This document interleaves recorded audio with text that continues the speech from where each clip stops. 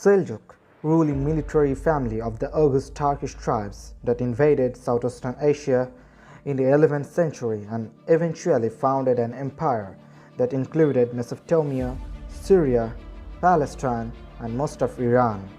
Their advance marked the beginning of Turkish power in the Middle East.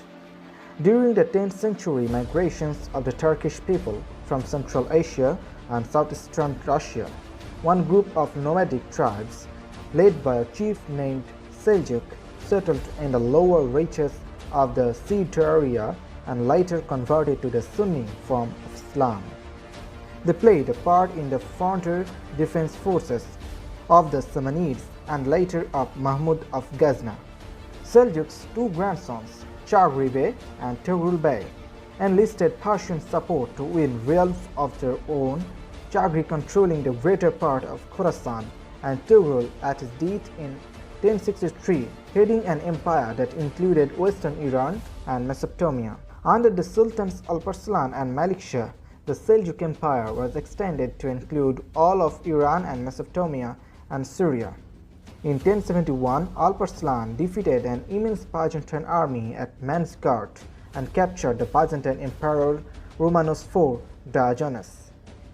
The way was open for Turkmen Seljuks to settle in Asia Minor. Because of Tughul Beg's victory over the Buyids in Baghdad in 1055, the Seljuks came to be seen as the restorers of Muslim unity under the Sunni Caliphate. While Alparslan and Malik Shah expanded the empire to the frontier of Egypt, the Seljuk Vizier Nizam al-Mulk oversaw the empire's organization during both their regions. The Seljuk Empire, political as well as religious in character, left a strong legacy to Islam. During the Seljuk period, a network of madrasas, Islamic colleges, was founded, capable of giving uniform training to the state's administrators and religious scholars. Among the many mosques built by the sultans was the Great Mosque of Isfahan. Persian cultural autonomy flourished in the Seljuk Empire. Because the Turkmen Seljuks had no Islamic tradition or a strong literary heritage of their own, they adopted the cultural language of their Persian instructors in Islam. Literary Persian thus spread to the whole of Iran, and the Arabic language disappeared in the country except in works of religious scholarship. And by 1200, Seljuk power was at an end everywhere except in Anatolia.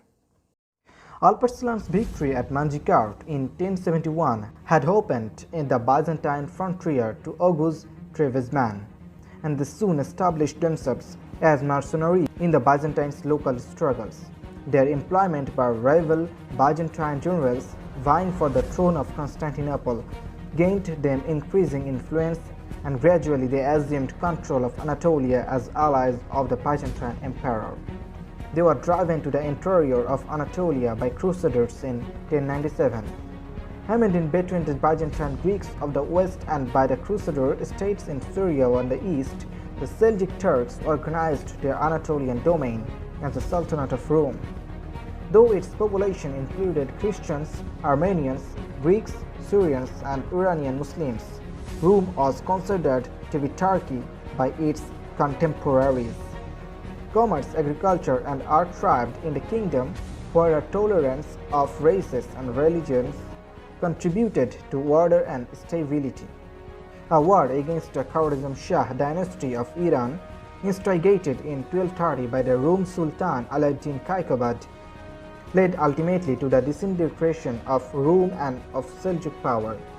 The loss of the Khwarezmian buffer state meant that when the invading Mongols reached Turkey's eastern frontiers, the Seljuk could not fend them off.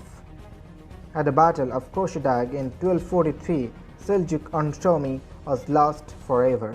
For a time, the Seljuk Sultanate continued as a Mongol province, although some Turkmen emirs maintained small principalities of their own in distant mountainous districts.